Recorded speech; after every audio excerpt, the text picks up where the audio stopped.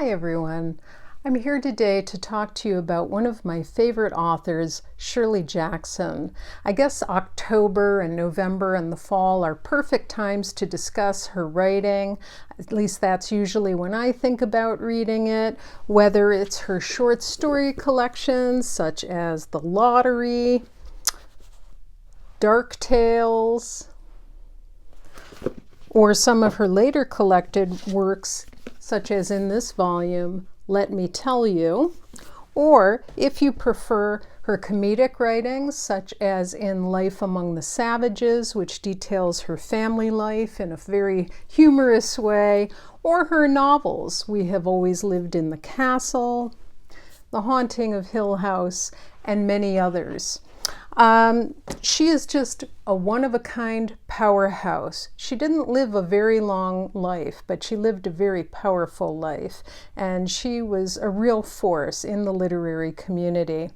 Now, last fall, my friend Mary and I, and Mary is also a Shirley Jackson fangirl, we went to my old alma mater, the University of Rochester, and we went to the campus library to hear the author Ruth Franklin speaking about Shirley Jackson in her biography, Shirley Jackson, A Rather Haunted Life. Isn't that a beautiful volume?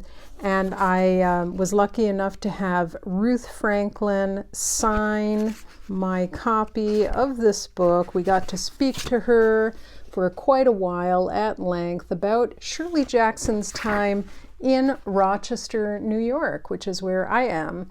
And Shirley Jackson's family all moved here to Rochester when Shirley was a teenager in high school, and they moved to the town of Brighton, which is actually where I grew up. I was a stone's throw away from that house where she grew up, and my understanding is that Shirley was not particularly happy either at Brighton High School or at the University of Rochester. And you can sort of understand it because she came here from sunny California. She left all of her friends and knew nobody here in town, was alone at the high school and kind of off on her own. And in addition to that, you've probably heard about our notorious New York winters. We're south of the Great Lakes, we're near Buffalo, so you can imagine how blustery and snowy it can get here. So that must have been quite a shock for Shirley when she moved here with her parents and her brother. So earlier today, Mary and I met in Brighton in front of the old house on Monteroy Road where Shirley Jackson lived while she was a teenager. And it felt really, really meaningful for Mary and I to spend time there. We got to stroll around the house a little bit, the property, both from a side angle and in the front, and walk down the street in her neighborhood and check out the old trees growing around the property. And then we got to sit in my car and we chatted for probably about 20 minutes about Shirley Jackson's work, her stories, her life, which of her writing we prefer, the humorous writing or the horror writing, and about her legacy. In a way, this video is kind of a reflection on the power and presence of houses and on the lives of the people who live in them. Shirley Jackson did not live a very long life. She actually died when she was 48 years old. But what a powerhouse. So here we are going to Shirley Jackson's house when she was here in Rochester growing up as a teenager, and I hope you enjoy it. Today I'm standing here in Brighton, New York, the town where I grew up in. My family and I lived about 3 minutes away from here in that direction, and I'm currently standing on a rather quaint, quiet little suburban street in the town of Brighton along with my friend Mary. And I know that Mary's just gotten off of work, so I'm really thankful that she's joining me here today. More on her in a minute. Mary's joined me on what I've just realized is Friday, October 13th, to pay tribute to one of our favorite authors, Shirley Jackson. Shirley Jackson and her family moved here in 1933. They moved from warm and sunny California, and for several years Shirley went here to high school. She went as a teenager to Brighton High School, and then she would later go to the University of Rochester. But here we are today on Monteroy Road in the house where Shirley Jackson lived as a teenager. And this is my friend Mary. Hi, Mary. Hello, how are you? I'm good, how are you? It's nice to be here with you. So we're here in front of Shirley Jackson's house. This is the place. And is it true she lived here for how many years? 3? She was here for high school. And then she started the University of Rochester and wasn't very happy there. No. I don't think she was very happy in Rochester, period, yes. Right? We do have, well, our typical gray clouds. If you want to flip up, there you go. We've got some gray. We've got a little bit of blue today. A little bit of blue. Yep. We have a partial eclipse tomorrow, so that's kind of exciting. Besides the Friday the 13th. In October. Near Halloween. That's right. At least there's not a pandemic going on the horizon. That's true. Right, so Shirley was here, and then after she was at the U of R maybe a year and a half, and then stopped that because she was very unhappy. Yeah. And then enrolled in Syracuse, where she would later meet her husband Stanley. That's right. Right, and they eventually got married, had kids, and then they were in New York City for a while, I think, and then later moved to Bennington, Vermont. But here's where she lived for quite a while. And we don't know which room was hers. Oh, no? No, I don't know. You know, you think about these front door colonials, right? And you wonder, well, usually the main bedroom was over the living room.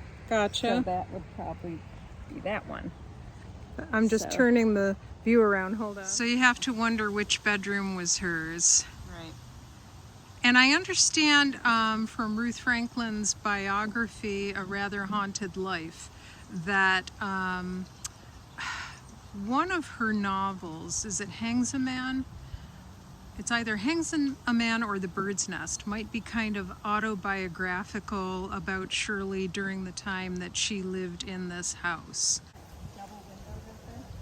Which window? This one right there. That arbor, that little bush probably would have been smaller. Yeah. But I'm pretty sure there's a picture of Shirley and her best friend from the U of R yes! in front of that window. And I want to say it's that window because it's an odd... I know the picture you mean. It's in the book. Yeah. Okay, we'll look when we get back in the car. I'm pretty sure. And these flowers are rather lovely. They're lovely. I'd get a shot of the house through the flowers. So I like to look at these trees. So I think that pine was probably here when Shirley was here. But yes, this had to have been here when she was here. Look at, there was someone with her mind that looked, I think, incorporating that every day into her stories. Absolutely. This is a beauty, but there's two. So if she was walking back from Brighton High School, if she went down this street and came down here, she was passing those trees all the time. Right. Every day. And that, please, I remember because... And probably leaned against them from time to time, right? I went to Brighton High School. I went the same way. So there's trees that I see that have been friends all my life. That's right. So you also went to Brighton High School. Are there any traces of Shirley at the high school? No. Is it ever mentioned? Oh, all the time. Because one of the stories you have to read is the lottery. Mm-hmm. And so even when my children also went to Brighton, and even they read the lottery. Mm-hmm. So that is always mentioned. Mentioned.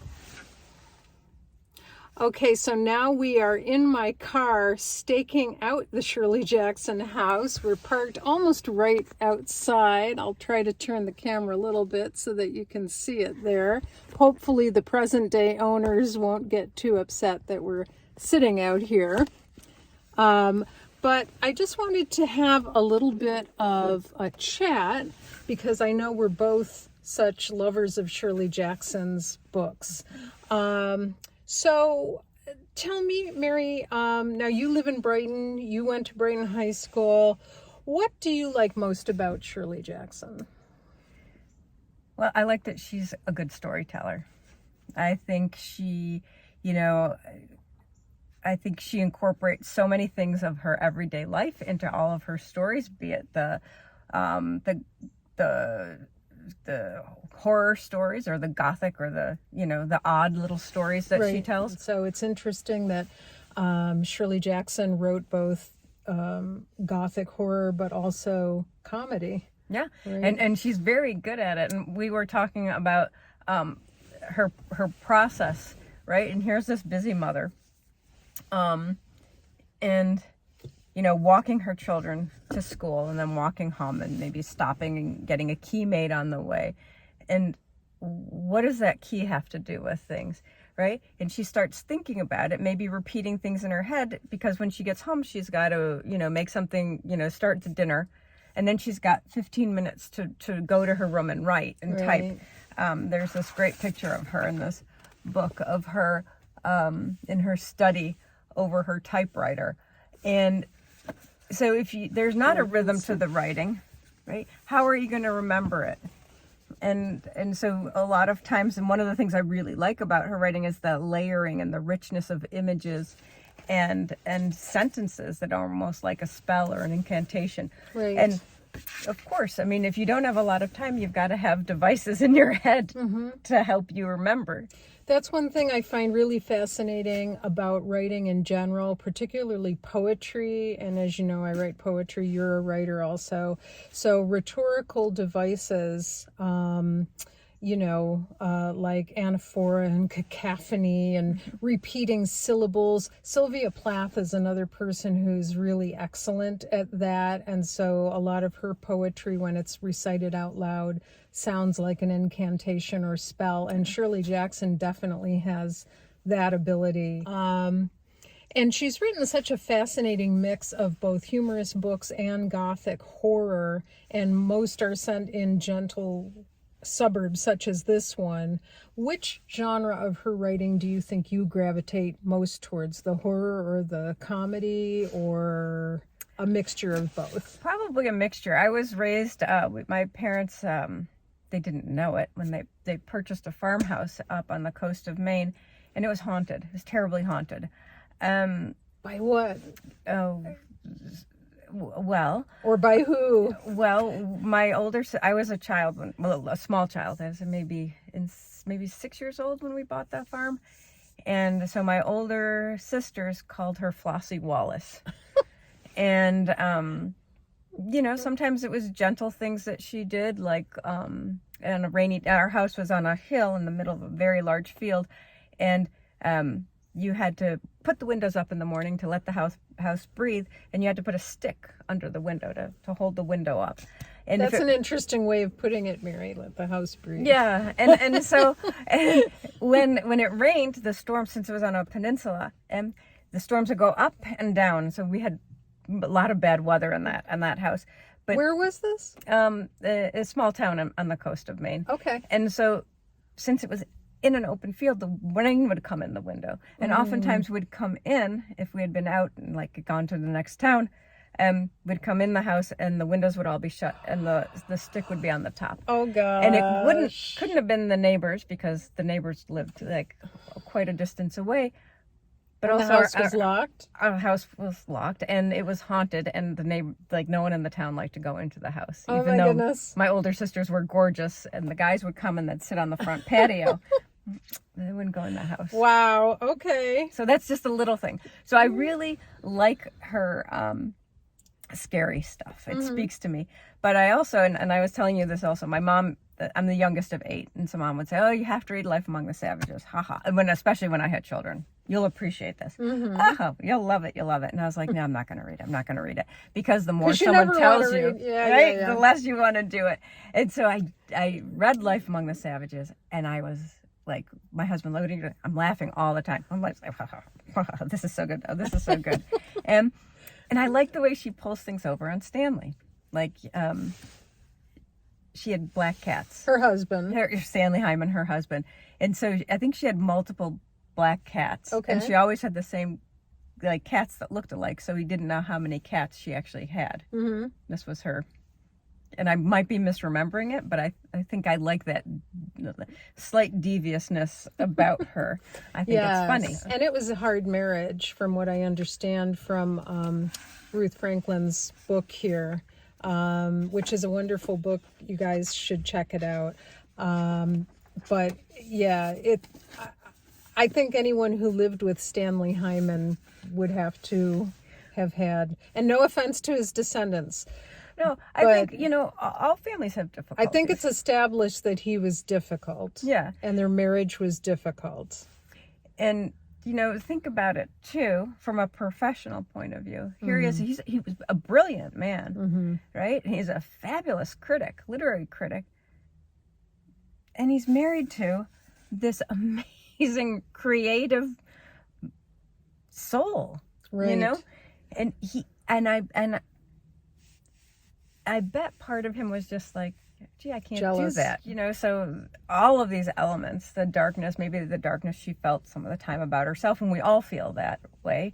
We used to joke at Brighton. So not only did I go to Brighton, my children went to Brighton, and they all, like I said, we all read The Lottery. Because it's on the required reading list here in the United States. And we all joked that we thought The Lottery was written about Brighton. Sorry. So Mary's very graciously holding all the books here. So I love this collection, which is The Lottery and Other Stories. And this is from Noonday Press, and of course contains The Lottery. But I think that's probably, of course, like so many people, that was my first introduction to Shirley Jackson. I think for most people it is, because it's in every short story anthology there is, right? But I think at the time it probably reminded me of Brighton. Yeah. And there's nothing against Brighton. We love Brighton. Brighton's beautiful. The street we're on is beautiful. My childhood was wonderful. Oh, yeah. Et cetera, et cetera. But, as we both know, there are lots and lots of wonderful writings by Shirley Jackson other than just The Lottery, right? Right. And we were both talking a little bit earlier about The Demon Lover. Right. And it has a character in it who is recurring, James Harris. And I believe he sort of represents the demon or the devil. But that's one of my favorites, and you had mentioned it too. I do like it. And, again, you have this young woman who's waiting for her boyfriend to come, and, she changes her outfit, and she's, walking around the small apartment and doing these things, and the repetition and it just builds and it layers, and that anxiety. Is he ever going to show up? Yeah, and then doesn't she go down and have a cup of coffee? Oh my gosh, maybe he appeared. And she's asking people if they've seen him, and she goes to doesn't she go to a florist or something like that? She goes to Five and Dime, I know that. Okay. And I don't know if she goes to the florist, because she wants to get a bouquet or something, a boutonniere or something, a corsage. Yeah. Yeah. And it's haunting, just the way it builds up. But in any event, final question.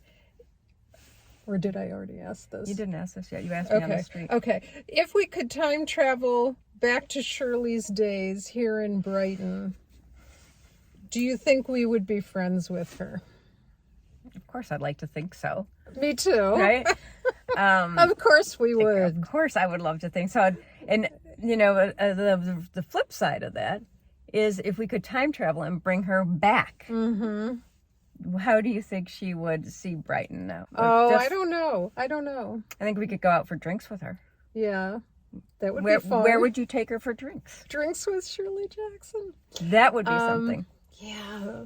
I would probably be inclined to go out of town and go to some little sort of countryish tavern kind of place that's off the beaten path, like in Naples or someplace like that, and take her there, or like down to Keuka Lake, to the Finger Lakes or something like that. I don't think I would stay in this area because I can't even think of any place I would go. Where would you take her?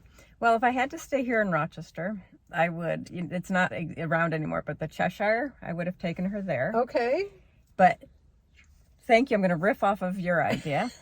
And I would take her to Aurora, New York, which is possibly one of the most haunted places besides our farmhouse that I know. Okay. And I would, if I could really truly time travel, I wouldn't take her to the Fargo as it is now, which has been cutesified, but I would take her back to the Fargo of the 1980s. Okay. Yeah, the dive. I had not been there, so tell me about that. What is that? So the Fargo is this, Aurora, New York is where Wells College is, and where Mackenzie Childs has their big factory there. Okay.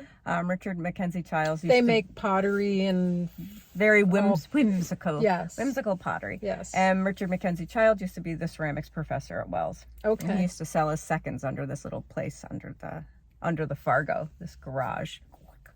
And so so Aurora is a very haunted place. There's lots of ghosts there. There's lots of ghost stories about it.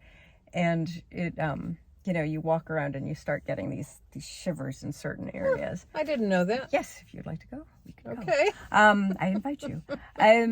But yeah, so I think that would be fun. And I'd like, as a writer, gosh, could you imagine drinking with like one of the great writers of all time, right? Well, and seeing how that mind is working. There used to be that show Meeting of the Minds on public television where the host, was it Steve Allen? I think it was Steve Allen. And every week it could be, if you could get together and have a conversation or a dinner party or something with 3 people from any time, past or present, who would they be and why? And so for me, Shirley Jackson would definitely be one of my 3. We don't have to go into who the other ones would be, but I think Shirley Jackson would definitely be on the list. Yeah, again, she just, what's great, and I think what really speaks to me is the way that she is doing things on the fly. She's still writing, even though she's not in front of the TV. The stories are always coming into her head. And I like it, her children say, she's always writing notes on grocery lists and things like that. Whatever she had available. I understand that. Right.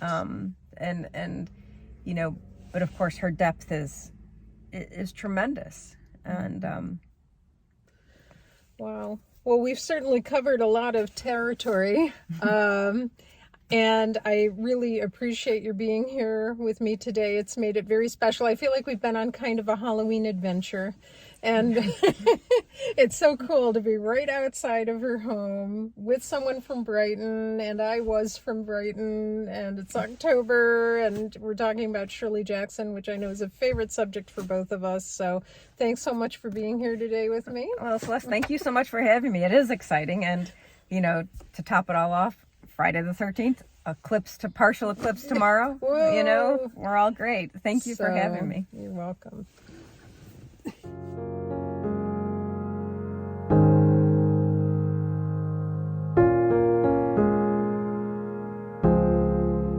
Why am I always my own enemy? Stronger is something I wanna be.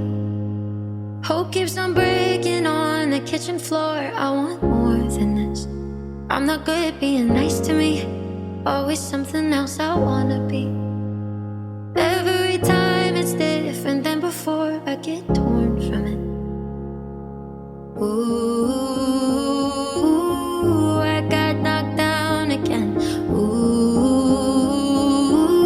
but I get back up from it. Time turned out to be a thing that burned me in the end. But pain is just a season, all the worst things always meant.